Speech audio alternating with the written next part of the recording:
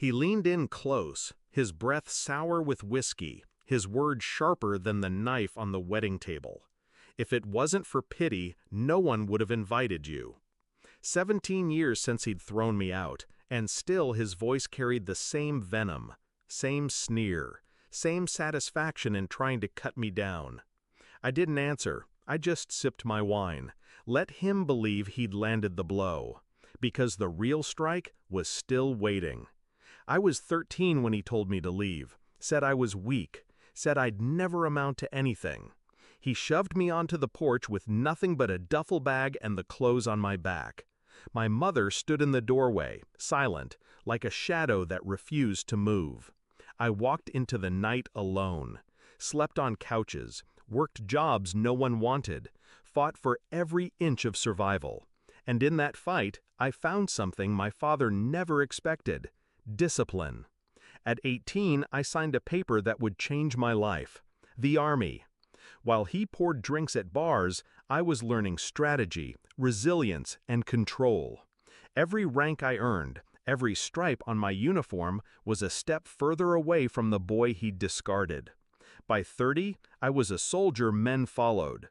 By 40, a leader other leaders listened to. And by 45, I had a title carved in stone: Major General. He never knew, not until tonight. When I walked into the reception hall, heads turned.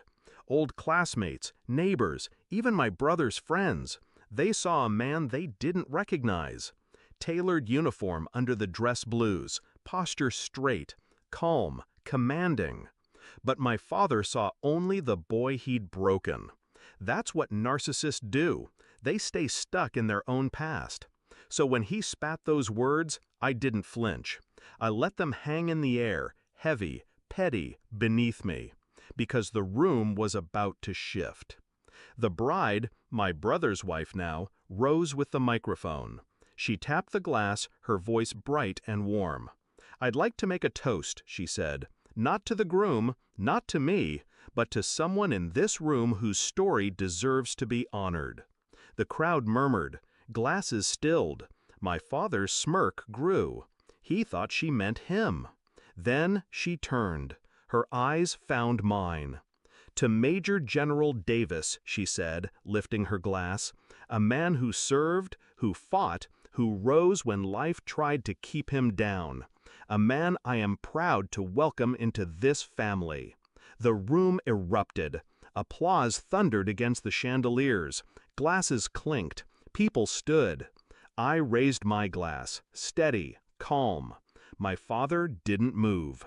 The look on his face, priceless.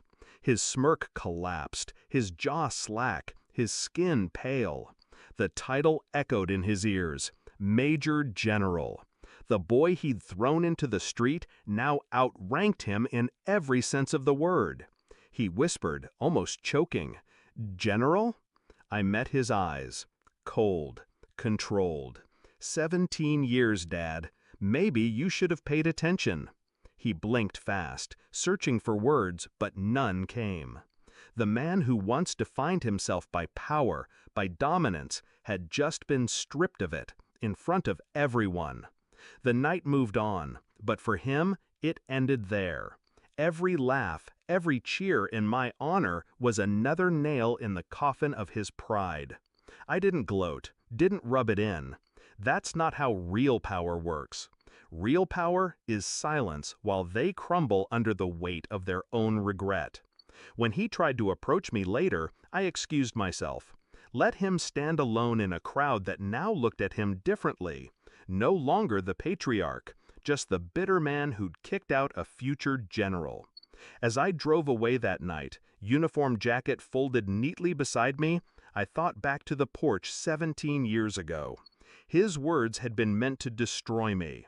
Instead, they became fuel. He gave me nothing, and from nothing, I built everything. The revenge wasn't in humiliating him at that wedding. It wasn't in the applause, the toast, or the shocked faces.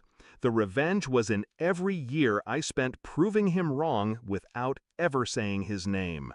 And the final blow? Letting him choke on the truth in front of everyone he'd tried to impress.